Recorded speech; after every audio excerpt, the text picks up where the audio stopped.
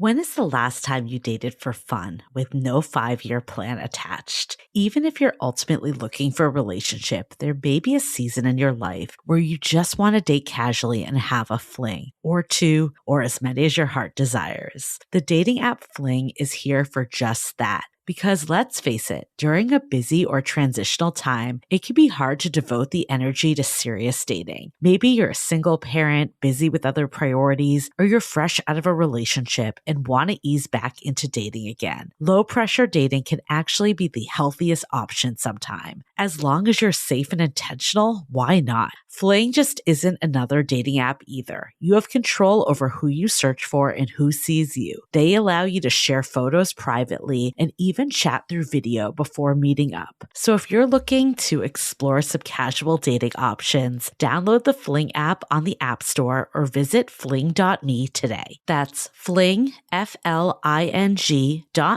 or you can find it under Fling Dating App in the App Store. Hi, I'm Yue Xu. And I'm Julie Kraftchick. We're active daters turned dating insiders. Here to dive into everything modern dating and relationships. Welcome to DATEABLE.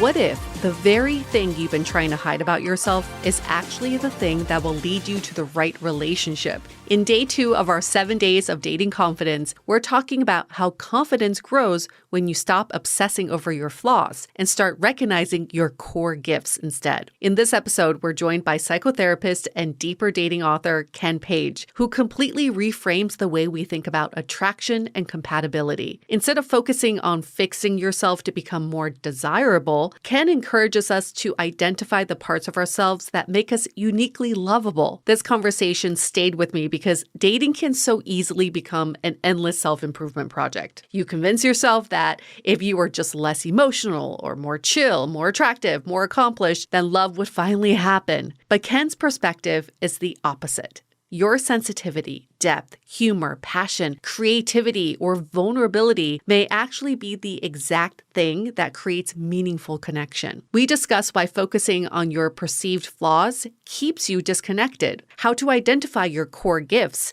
and why the right relationship often comes from leading with authenticity instead of perfection. If you ever felt like you need to become someone else to find love, this episode is your reminder that confidence starts when you stop minimizing the best parts of yourself. Make sure to subscribe on Apple Podcasts, Spotify, or wherever you listen so the next episode lands automatically in your feed. And while you're there, leave us a 5-star review. It really means a lot to us. Enjoy!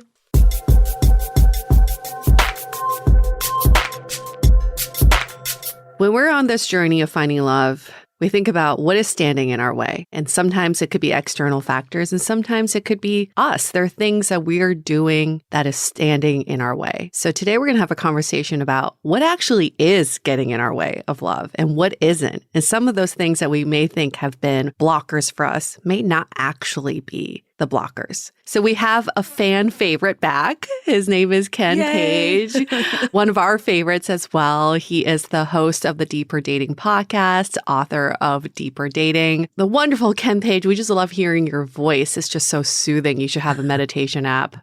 You might want to say hi now because everyone wants to hear your voice. Hey, everybody. Yeah, there he is. Welcome, Ken. So glad to be here with you. It's a joy to get to be part of your podcast. It's always such a joy to be around you. We were just talking about the last time we had you on the show was season 9, episode 6 called Deeper Dating with Ken Page. And this was almost 4 years ago. And we were so wild. How does the time fly? You know, it feels like it was only a minute that passed. So that's a good thing. And that's true. It's always nice to have you back. Who is Ken? He is 66 years old, lives in Long Beach, New York, originally from New York City, and he is married and he's a psychotherapist. So let's talk about what's standing in our way. And when we ask anybody this question, what do you think is getting in our way? People immediately focus on the negatives of themselves. Why do you think that is? Why is it that we're just always going to the negative? Well, you know, I think that comes from a problem-solving mentality and a quick fix mentality, which ultimately looks like a really sexy, wonderful journey and ends up in the swamps of self-sabotage.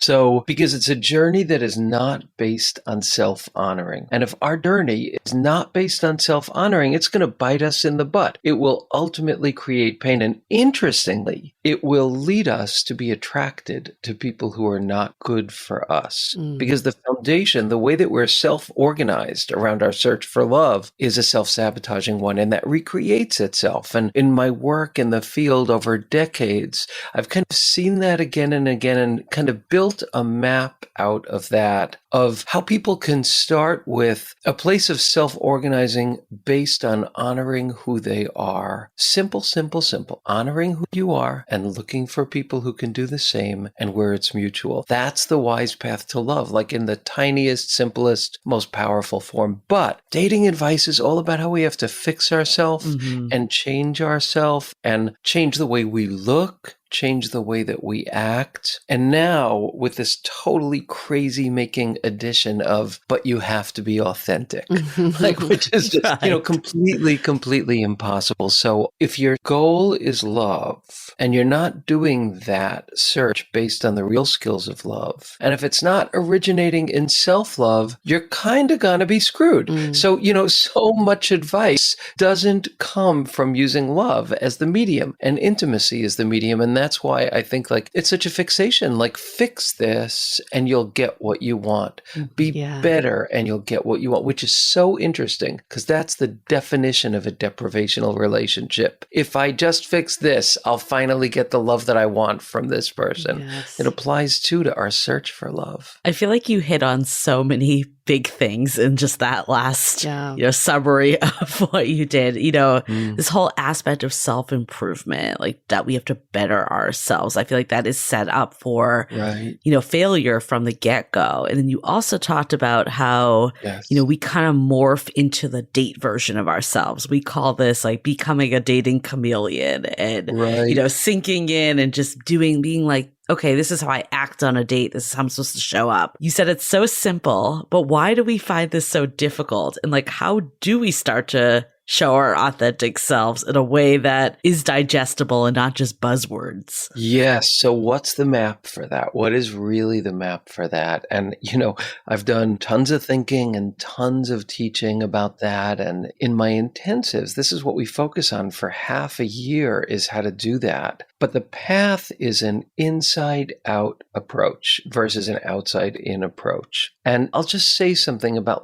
the stages that we need to go through to kind of do this in a different way. And the first one is the key one. And it's what I call the discovery of your core gifts. And what does that mean? That means a kind of radical authenticity. Picture a target, like a kind of target with a bullseye in the middle. So if you imagine that the closer you get in toward the center, the closer you're getting toward your humanity, your true authentic self, the place where you hurt, the place where you shine, the place where you care, the place where you have needs, the kind of beating heart of your humanity, which is not an easy place to live in. It takes an ongoing journey of being able to bear the heat, the need, the love, the effusiveness, the vulnerability, the sensitivity of those parts of ourselves. But we can do that little by little. And the key is this, that the parts that we have tended to be most awkward or timid to reveal are where our greatest beauty lies and where our deepest magnetism lies. Those parts need to be cultivated and honored, and they need to be named. So in the intensives, we spend 3 of the 6 months naming these parts of ourselves by looking at what in your relationships and your interactions with the world hurts you. Even if it's tiny, paper cut hurts that you don't even notice at first. What are the things that hurt you? What if you could dignify those instead of thinking, I just need to be tougher? What if you could think, oh, this hurt me for a reason. What is it I need that I'm not getting? What felt not seen in me? And what can I ask for so that that could be different? And how does that connect to the most beautiful parts of me? And then what are the things that fill my heart in sex, in love, in intimacy, in communication? What are the things that make me feel that kind of joy and fulfillment? That's what we want. And those are connected to our core gifts. So by answering those 2 questions again and again, what hurts my heart and what fills my heart, and then dignifying your answers and thinking this connects to the best parts of me. When we start to do that, we reorganize ourselves around self-honoring. And when we do that, a couple things happen. One thing that happens, which is like almost miraculous, is we start being attracted to people who are better for us. Yeah. The other thing is we start attracting people who are better for us. This is kind of a miracle, but it also makes sense because we are organizing around authenticity and love instead of organizing around all these defensive fixes that we get told to do. And when we do that, we shine. We shine with a light that is our personal light. And the people that are looking for someone like us will notice that, will recognize that, will resonate with it. And the big scale, that's like the key here. So I don't know if I ever told you this, Ken, but I feel like you did change my outlook with this. We had Ken a long time ago on our sounding board. And I remember for years, I thought being, emotional and sensitive were issues. Like that was getting in the way of my dating. And I've realized that like on the flip side of that is that, I'm able to be passionate. I'm able to love deeply. I'm able to open my heart up and really feel. And I think having that flip was so instrumental. Like what are some other things that you see with some of the people you work with that people go in being like, this is getting in the way? And then how do you start to see like the positives of it? Oh, that's like the question. I love that question. But what I want to say first is those gifts are exactly what you're doing here now. Those gifts are the very fuel of all that you're giving and all that the two of you are doing here. So sometimes we get to do it a little more easily in our professional life than our personal life. Like I know the parts of me that I was most ashamed of as a gay man in this world were my sensitivity, my vulnerability, but my clients wanted that. That is funny. That helped. Yeah.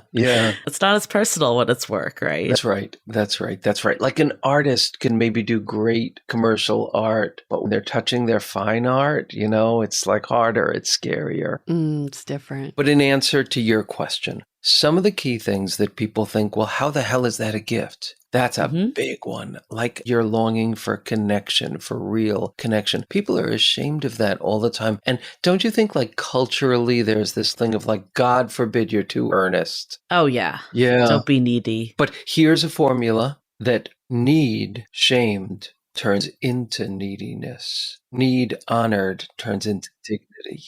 Ooh, that's good. Oh, can you say that again for the people in the back? Need shamed turns into neediness. We press it down, but the ache gets bigger and bigger. And then it kind of like explodes out, usually in an embarrassing and awkward way that you don't feel great about afterwards. Need honored brings us dignity. There's a sense of dignity to who we are when we lead with that. And that's why I tell everybody that there is one central question that their entire search for love should be framed around. Of course, you need to be attracted, the logistics need to work and all, but the key question, the question that we should actually center and define our entire journey around is, does my soul feel safe with this person?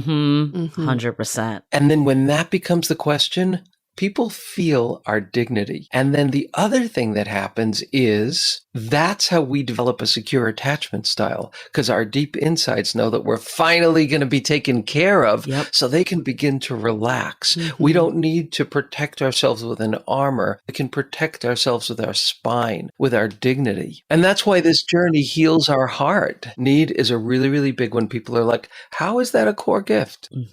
It's people that really need connection that nurture connection. And that's how it's a core gift. The people who are really sensitive to connection and the importance and the quality of connection, they can get in a lot of trouble. They can get shamed a lot. They can be told that they're too much or all of that. And that does happen to us. Those of us who care about connection like that are the ones who take the time to build it, to nurture it, to create it. And John Gottman's research shows that it's the couples that are like super sensitive sensitive to when there are breaks in their connection, as opposed to like letting it roll off their back. Those are the happiest, most successful couples. The ones that are like, oh, something didn't feel right. Let's look at this. They actually do the best in the long run. So that's one, like the need for connection. That's one of the examples. You know, some core gifts are obvious, like a generosity of spirit or a joy, but need is one that people don't necessarily see as a gift. A need for safety. That's another really big one. Like people feel like ashamed. Like, what am I, just too sensitive? Am I like too much of a snowflake? We shame ourselves in all these different ways. It's the people who really care about safety, that care about creating environments that are safe, that care when there's one person in the group that is not feeling safe and they can see it. So these are deep core gifts, but they're like sensitivities that are bigger than normal. We're outside the bell curve. And that's where our greatest gifts often lie, is outside the bell curve. Another one is ferocity, a kind of fierceness, like fierceness for truth. That's one that people get really shamed by. So if you're someone who really cares about truth, you will make people uncomfortable.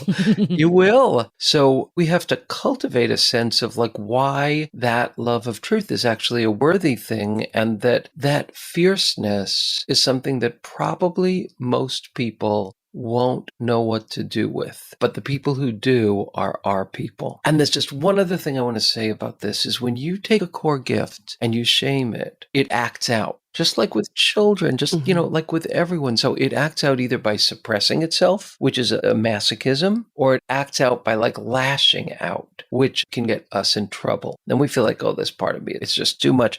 But the more we learn to honor it, the less strident it becomes, the less ashamed it becomes, the more it gets like equalized, and we get to be these amazing people that actually integrate it. So when you do that stuff, you will be like this wisdom dater. You will have a power, you will have a beauty. Most people it won't work with, but that's okay, because when you have your eyes set on what you want, you really save time. Let's hold that thought because we have a quick message from our sponsors. Are you in the market for a new mattress? Well, Avocado Green Mattress is truly the answer for you. Their certified organic mattresses sleep cool, relieve pressure, and support your body so you can enjoy deep, restorative sleep. Every Avocado mattress uses healthy, natural materials, and they're even handmade. What really got me was being able to go in and feel it for myself. You can actually walk into one of their 14 plus showrooms or partner locations to test it out. And trust me, once you lie down on one, you'll just know.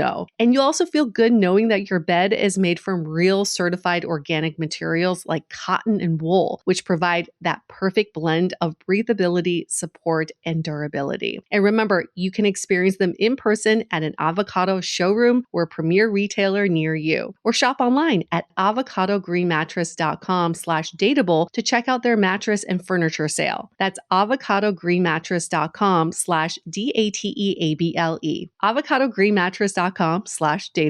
The best summer pieces are the ones you end up wearing on repeat. Comfortable, versatile, and somehow right for almost every occasion. And that's why I've been living in Quince lately. If you know me, you know I wear their linen set constantly, whether I'm traveling or just running errands. It's just one of those outfits that makes getting dressed feel effortless. Quince makes incredible elevated essentials using premium materials, all without the traditional retail markup. And in addition to their clothes, I've been obsessed with their 14 karat gold jewelry to finish off an outfit. Now, a simple pair of hoops or a delicate chain makes even a basic look feel so intentional. The best part is everything's priced 50 to 80% less than similar brands because they work directly with ethical factories and cut out the middlemen. Make your summer wardrobe feel easier. Go to quince.com/dateable for free shipping on your order and 365-day returns. Now available in Canada too. That's QUINCE.com/dateable for free shipping and 365-day returns. Quince.com/dateable. Ken, it makes so much sense with the examples you're giving, but I am struggling with how do you differentiate what is a core gift versus something you're working towards or working on? So personal example is this radical independence that I have. I've had it ever since I was a little kid, where I don't ask for help. I don't need people. I don't express the need. And in partnerships, that drives a wedge or drives too much space in between. So I could embrace that as a core gift and say that makes me unique, but it could also be something that I could say, I want to work on that to not be my core gift anymore. How would you differentiate the two?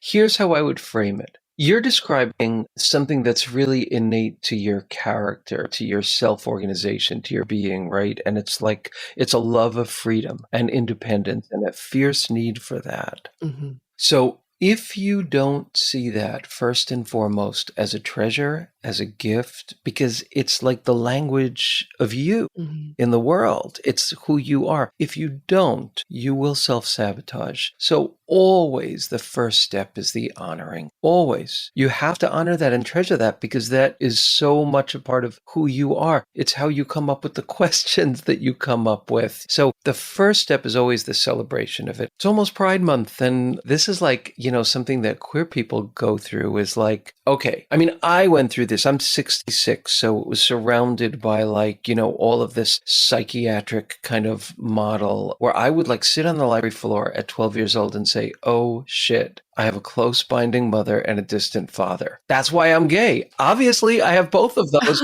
And it was true.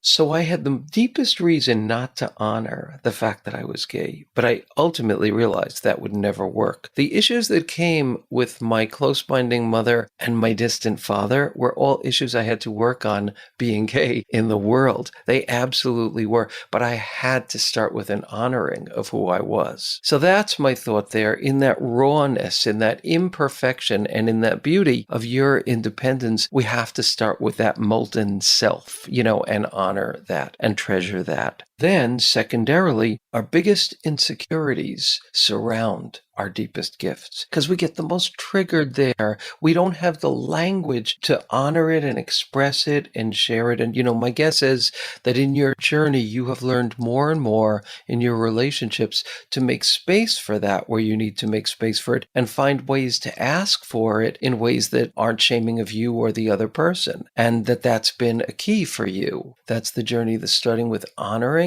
Because until we honor it, we can't bring it out of its immaturity. Edward Hallowell, the guy who does all the great work on ADHD, he said the two things you need to have a healthy kid are they need to have a felt sense that you enjoy them, and you need to teach them mastery. So your core gifts, first and foremost, need to feel loved by you and dignified and honored.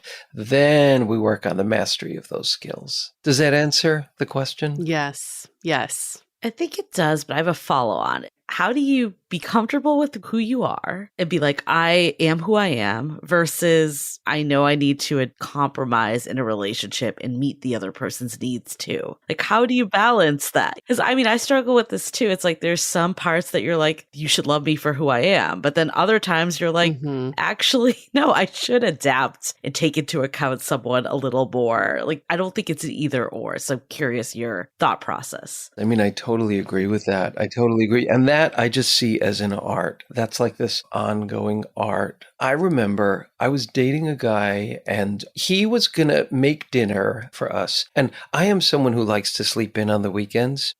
So he said, all right, in order for me to do this, I need to go food shopping, but we need to leave at 4:30 in the morning to get there. And I said, absolutely not. No way, no way. And I talked to, it was actually my therapist at the time. And she said, he's not going to spend the whole day cooking. Why don't you give in? Why don't you just give in and wake up really early? And I thought, wow, that makes sense. And I did. And I leaned into it and it was very sweet. And he made a fabulous meal for everybody. That was an example of that. That was not my inclination. My inclination was to be authentic to myself and say, no, I just don't do that.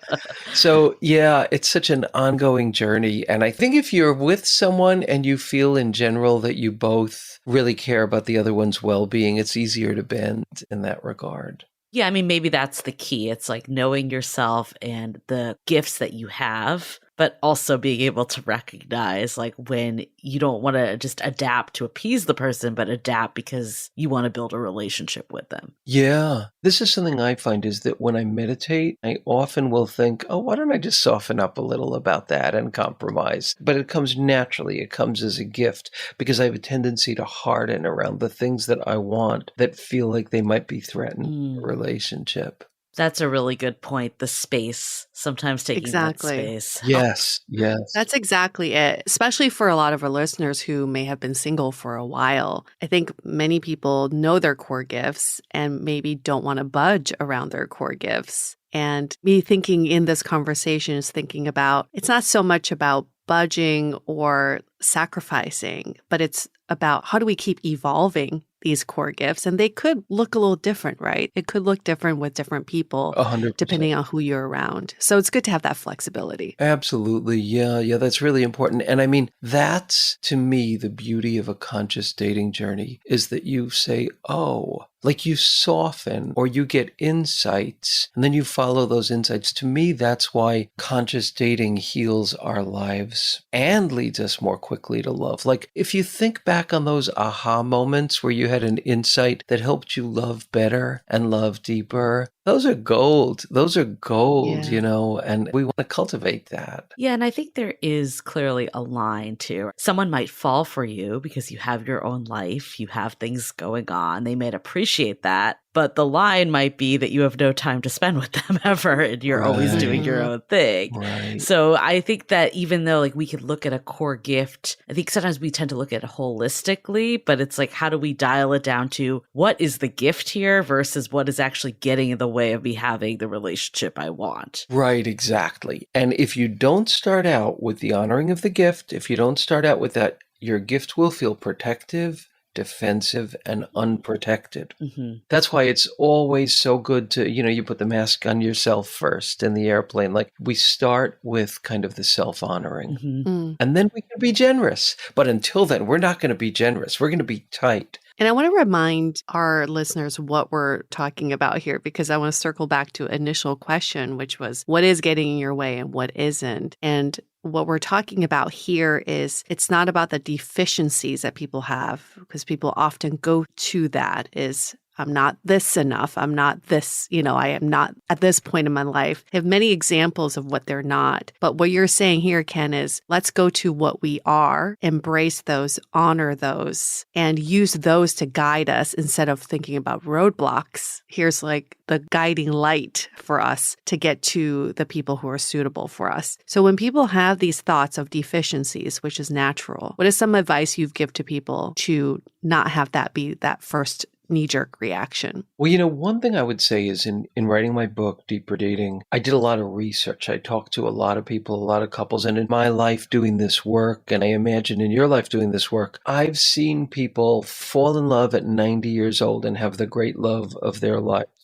I know someone who contracted AIDS and had been single forever, and it was only when he got AIDS that he fell in love for the first time. Mm. I know of someone who was a quadriplegic who fell in love with someone who did not have those challenges, and it happened because of the work that he did. So I think that the thing to remember is it's not this linear model. It is not so much a numbers game. It is not so much that you have this and this and this and this and this is what you need to, be on the A list. It is not those things. There's some deeper physics here that really, really works. And that's why people who are like smoking hot, wildly gorgeous have less success often in finding love. Right. And it's actually people who are more in the range of average looking that have the most success in finding love. It's not because of those things. It's that other factors are at work. So I think that that's just something that we all really need to remember. And the other thing is, it's really true that different people are attracted to different types of people.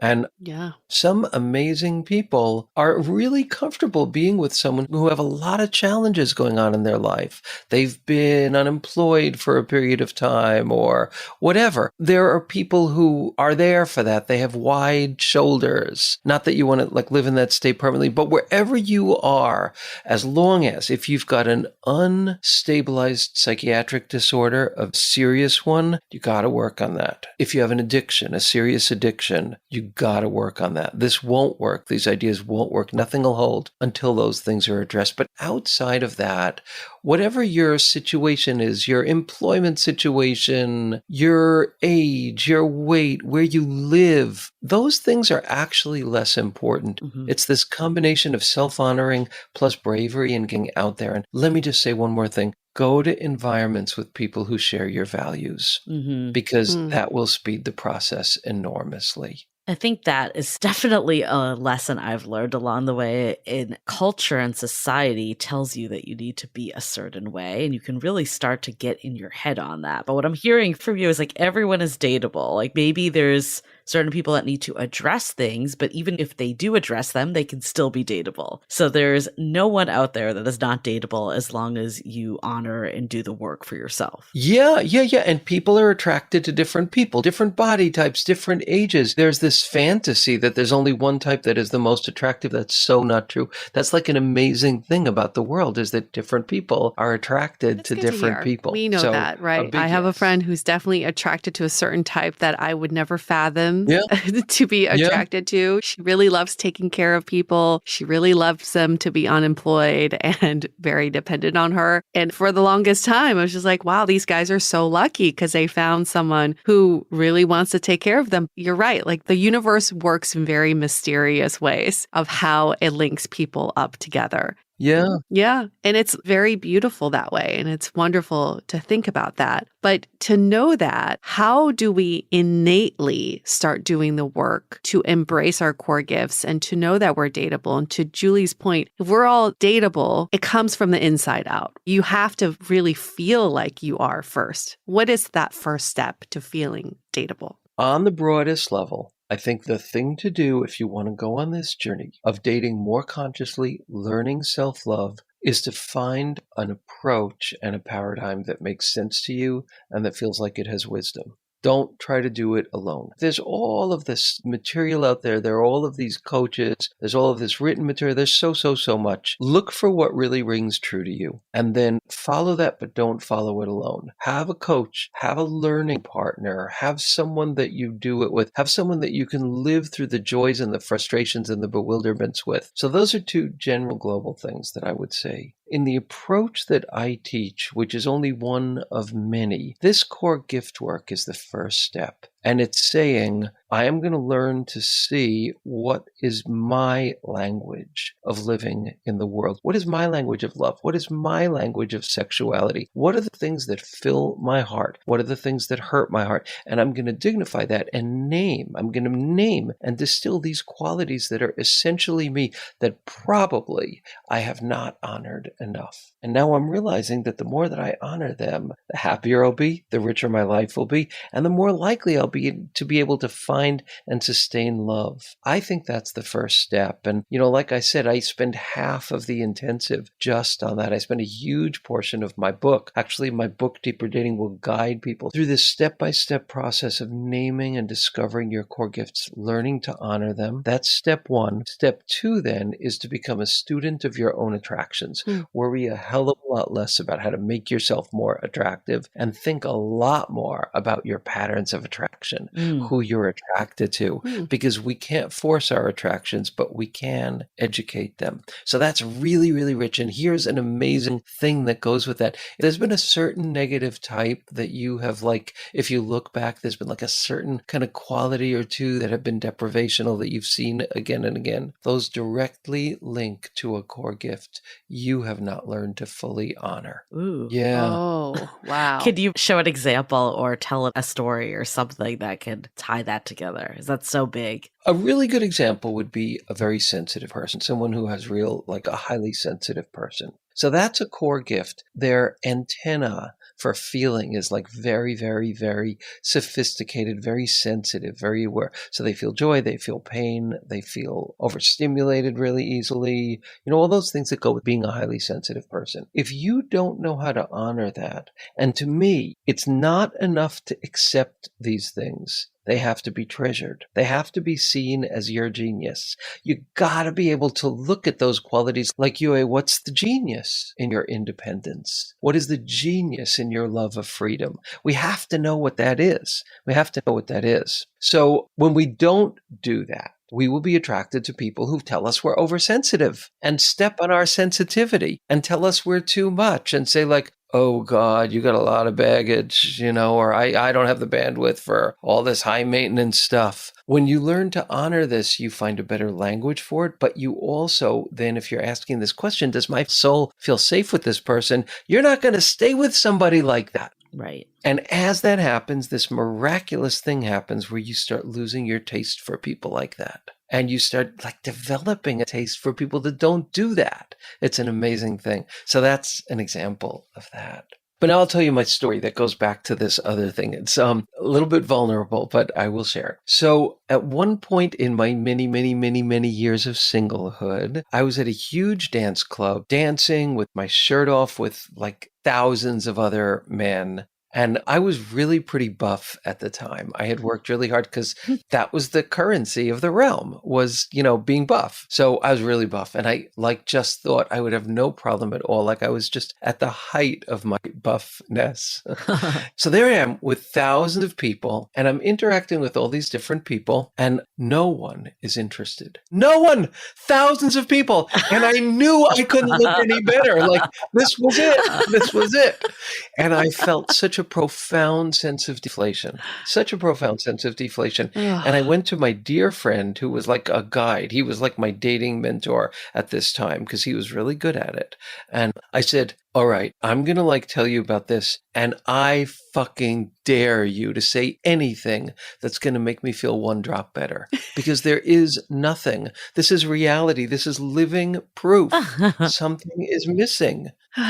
And this is what he said. He said, so look at the guys, Ken. Every single guy has a shaved chest. Every single guy is buff and smooth and hairless because this is like what people do. Mm-hmm. You are not. You have never done that. You are like one of the only guys with like a really, really hairy chest. I'm Russian. He said, so you don't really fit in here. But if you went to an event for like bears or people that liked hairy chest guys, you would be surrounded. And I said, oh shit, you just said something that made me feel better. I didn't even know that there could be anything that made me feel better. And I found out he was right. That's just one example. So surround yourself with people that appreciate you is really what I'm getting. I mean, yes, so yeah. And that's in a very physical sense. Like there are people that are going to be attracted to your type, but you're in an environment where people are not necessarily attracted to your type. I had never thought of that. I thought there was no way he could say anything to get me out of this pit of pain. Yeah. And that goes so much further than physical too. Yes. I thought you were going to say that he was going to tell you it was a straight club, which also would make sense. Yes, right. You're like, no one here is attracted. Have you all seen this meme on Instagram that keeps circulating? It's this story about how this father passes down this coin to his daughter and says, before I give this to you, make sure you go sell it and find the best value for it. So she goes to like a pawn shop and the pawn shop's like, this is worth nothing. I'll give you $5.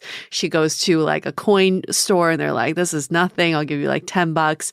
And she goes to this like antique shop who recognizes this is a rare coin from a rare, kind of a rare collection. It's like, this is worth $5 million. And the moral of the story is you want to go where people find value in you. And some people may not do that. And why would you want to be around someone who just thinks, oh, you're just another coin that's worth nothing? Right. That is an amazing story. I have chills. That really captures so much of this conscious journey. That is great. I want to dive into this even more. But before we do, let's take a quick break to hear from our partners. If you're someone whose book talk algorithm is basically just dark romance recommendations, I have one for you. Losers Part 1 and Part 2 by New York Times bestselling author Harley LaRue. I love this book because it transported me back to high school. It's a dark romance that starts with a former queen bee reconnecting with the four guys she used to bully in high school. What begins as revenge turns into something way deeper. Found family, healing, queer representation, kink exploration, and honestly, some of the most emotionally layered relationships I've ever read in this genre. It was such a page turner, I could not put it down. The relationships between all the characters are what made the story so addictive.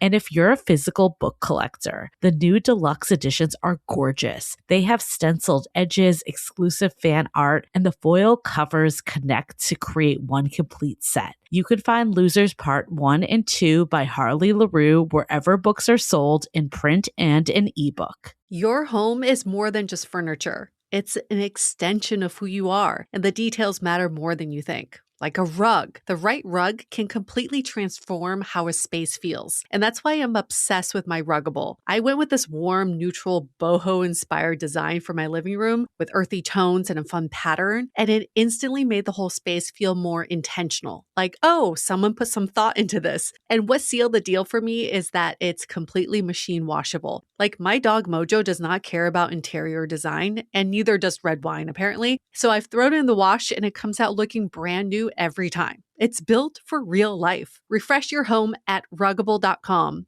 Get 10% off your first order site-wide with promo code DATEABLE at Ruggable.com. That's RUGGABLE.com and use the code DATEABLE at checkout. This episode is brought to you by Progressive Insurance. Do you ever think about switching insurance companies to see if you could save some cash? Progressive makes it easy. Just drop in some details about yourself and see if you're eligible to save money when you bundle your home and auto policies. The process only takes minutes, and it could mean hundreds more in your pocket. Visit Progressive.com after this episode to see if you could save. Progressive Casualty Insurance Company and Affiliates. Potential savings will vary. Not available in all states. So I have a question for you, Ken. Like, we talked earlier about the 2 questions you can ask yourself to understand your core gifts. Yeah. What other ways do you go about understanding them? And then how do you move from understanding to celebrating? Yeah. Okay, so here's what happens. And this is something that I have witnessed, from doing now 17 intensives where I work. Because when I do one-on-one therapy, which I don't do anymore, I've closed my practice, but it's not linear. Whereas in the intensives, we follow this curriculum. So what I have seen for people is that the very act of naming these qualities and celebrating them and cherishing, like doing a lot of work to say, what is the beauty in this? What is the genius in this? What is the value in this? How does it feel when you're in a relationship that deprives that quality of oxygen, that steps on it, that neglects it? It's really important to know the shitty, terrible taste of being in that kind of relationship and like what it does to your sense of self and where it makes you go and how familiar that is. It's really important not to run from that, but to remember what that tastes like so you could become finally as allergic to that taste as you really need to be. So that act of thinking like, what does it feel like in me? What do I tell myself? What is that place where this part of me is being dishonored? And then what's it like when that part is being celebrated? Like with those precious people that this part of you can come to life? What's that like? Who do you become when that happens? We need to ask ourselves these questions to re-educate ourselves. And then the remembering of the relationships where that's there and the relationships where these parts of us got stepped on. And as we do that, we actually start becoming allergic to people that step on those qualities. It actually starts happening. The other thing that starts happening is we start noticing the people who honor these qualities. And solid research shows that when somebody meets an important goal of yours, you'll be more likely to notice them and be attracted to them. Things begin to shift. You just get sick of those other kind of things. You lose your taste for them and you start developing this taste for this new kind of person. So I think that it's like this journey that happens kind of organically, but because it's so profound and it involves such a deep reorganization, it's best not to do it alone. It's too hard to do it alone. So I totally hear you on all of that. I think the part that I'm still struggling with though is like, what is the line? Because like, I know even for me, for example, like my part partner fully embraces that I'm emotional, that I share what's going on for my needs and, very communicative that way. But then sometimes I feel like maybe it can be too much. Like, not saying that like I am too much, and I never said that, but like sometimes I do feel like I need to regulate my emotions more. And that is work I need to do. 100%. So I see it as a strength, and I think he sees it as a strength too. And it's not like he's saying you need to regulate your emotions, but I've learned that from doing therapy and couples therapy and all the works, is that to maintain this, and this is work I need to do. So it's how do you recognize the core gift, but then also recognize the further work that you need to honor the gift and have people honor the gift, but also not to overstep the gift. Right. And to modulate that gift and also to develop its complement. We always need to develop the complement to our gift. So if we're generous, we need to also learn how to say no. If we're very sensitive, we need to learn how to self-regulate like you've described. So, again, that's like such a yes. I think, again, the first step is always to honor. Just like with a child, when you're trying to change behavior, you want to honor who they are, but then there's a need to change behavior. And then I guess the other piece is just to really remember that our deepest immaturities revolve around our greatest gift. So all of us need to then ask, what do I have to learn here? What are the skills that I don't have yet? What are the skills that never got developed because I didn't start out honoring this enough? So I developed defenses instead of skills. Yeah, right. There's so much to unpack there. But I think what I'm seeing from this is just how important it is to hone in on this. And instead of just push it away is what we typically do. Or say like, I need to do self-improvement and focus another area. Ken, what are some of your core gifts that you've recently discovered where it came from some of your immaturities or sensitivities? Yeah, well, I'll tell you one that I've been working on recently. There are two things that are difficult parts of my personality that I have been regularly unhappy with and have shame around and have just felt like these are really, character defects. And so I have been thinking, what is the core gift there? And it's taken work, but I feel like I've come to what they are. So I'll give those as two examples. Okay. And they're kind of really opposing things. So I'm going to start out with what I experience as a deficit first, and then describe the gift. Yes. In both of these sides. So the deficit that I have lived with for a really long time is a kind of timidity that I have where I might be guilt-driven and afraid to speak my truth. I might be worried and ashamed that what I say won't be received. I might be worried about being too much. All these different things kind of have kept me timid in ways that have hurt me. They've hurt me in multiple realms of my life because I also have a strong personality. It pisses me off to be timid like that and then not say what I want and then afterwards say, why didn't I? That, So conflicting. So conflicting. Yeah. So there's, that timidity has been a problem because it hasn't been authentic. It's been guilt-driven and shame-driven and fear-driven. Embarrassing, awkward, not thrilled about it. What's the gift here? What is the gift here? And is it all a gift? No. It's a matrix. It's like a matrix of gifts and wounds. That's like what it means to be human. It's not strengths and weaknesses. It's this matrix of gifts and wounds. So those are the wound places that I described. But the gift is that I also have an innate quality of humility. There is a way that I have a humility that gives people space. And that's a soul gift. That is a real quality. I have a power animal. I've done work around like, what is my power animal? It's a sparrow. It's a little tiny brown sparrow. There is a way that humility speaks to me so deeply and so profoundly. That's the gift there. The timidity, the shame, the guilt, I couldn't call those gifts. I would call those wounds, but they come from the same matrix because if I was organized differently, I would default toward more arrogance, but because this core gift of humility is there, I defaulted around that. So that's one. And the other is a need for attention, which is another thing that really embarrasses me. So how is that a core gift? The need for attention? Like, I don't like it when I'm not getting attention. I need a lot of attention. This is like, how am I going to be proud of that? Well, the core gift, if I think of it as a matrix of gifts and wounds, the core gift is I'm a teacher and I got a lot to say. Yeah. And I'm bursting with that. And there's a need for an arena for that. That's the core gift. Does it discount the fact that that need for attention can actually be a problem that I have had to work on and do have to work on? Absolutely. So these are examples of how it ends up being a picture of humanity. But if I can't treasure my humility, I don't know who I am, and I don't see the beauty in those timid qualities.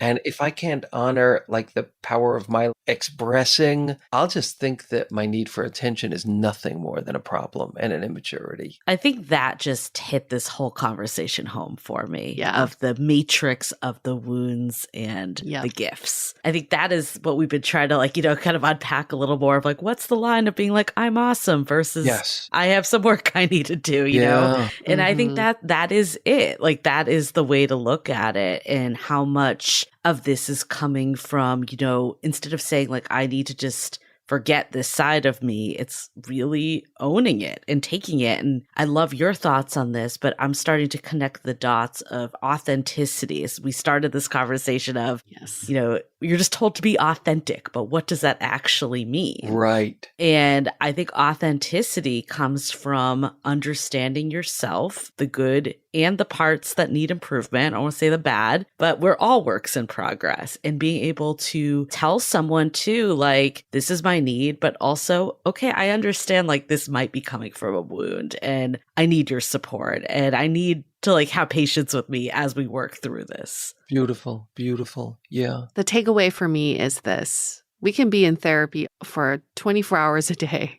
for 10 years. And if we're not doing the work, we're not going anywhere. All we're doing is just reiterating who we are, but not doing the work does not help us get to what we want. I had a conversation with a friend last night, and she's like, you know, nowadays, because therapy is just so trendy, people love putting on their dating profiles. I'm in therapy. I've been in therapy for years. But the real question is, and I encourage everyone to ask this on dates, is what are you currently working on? It's a journey-driven question. It shows that we're all works in progress, but also it shows the progress. People who can answer this question have been thinking about what are my core gifts and what is the work that I'm doing. I love that you've painted this picture of a pure human experience. And I hope that we all know that we're just walking matrices and we're complex. We are all so complex, and there is no black and white to what we are, but there is the gifts and the trauma and the wounds that we've all carry with us. So I hope this creates just more empathy for all of us when we engage with each other, especially on dates. You don't know what someone's going through, but you can always ask. Yeah. And you can always take someone along for the ride. And in a partnership, these are wonderful questions and discussion points. Totally. With your partner, talk about, you know, what do you think are my core gifts? These are what I think your core gifts are. And how can we encourage more of this, celebrate this, and honor this even more? So thank you for bringing that to the forefront of this entire conversation. It's just this human experience is complex. The most we can do is just help each other along the journey. And what you said, I think, captures the way we want to be able to do this, because knowing this, then the question becomes, how do you hold that matrix? Can you hold it with kind hands? Can you hold your matrix with the gifts in a way where, in an essential way, the gifts first feel celebrated, and then the work has to come. The work comes second, like that holding, so that the innate parts of you feel treasured and honored, but also respected. Like, now you get to do the skill building work, which is, you know, that's a deep self-respect to be able to say that to yourself. Yeah, now I need to do that kind of work. And, you know, what you described, as you just said, those are the skills that are going to help you keep love alive when you're in a relationship.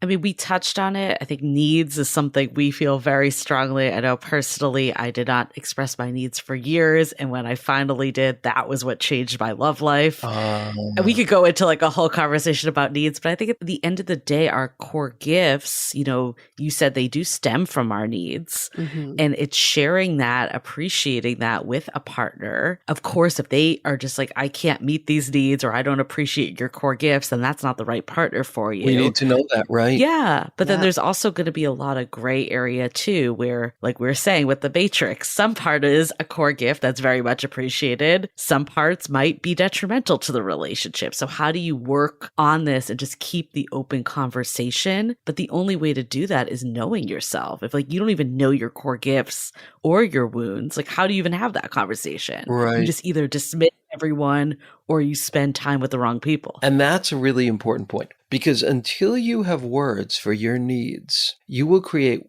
walls, what's called primitive defenses. In other words, your deep psyche knows you're not going to be able to take care of it.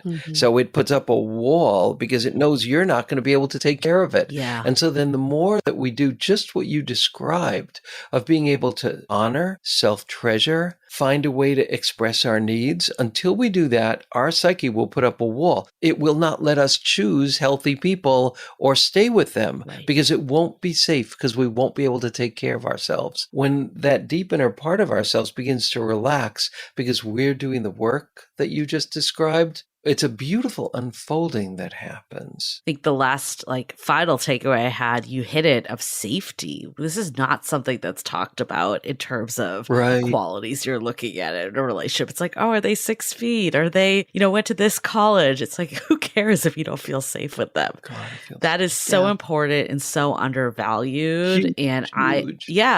And I think from doing this podcast for years, I was in my head and doing the mental checklist of all the criteria. And then when I finally got into feeling in my body, that's when things changed for me. And I think for so long, you think of feeling oh, I just want to feel the highs of a relationship. Yeah. But most of it is do I feel safe and secure with this person? It is, because then we get to flower. Then we get to be radical. Then we get to take risks. Yes. And when you feel safe and you can take risks with your authenticity, it's scary, but that scariness builds eros so intensely, especially if your partner can hold that and appreciate it. That builds eros fiercely. Ken, every time we talk to you, I just want to grab a fuzzy blanket and just sit in a corner and journal and reflect.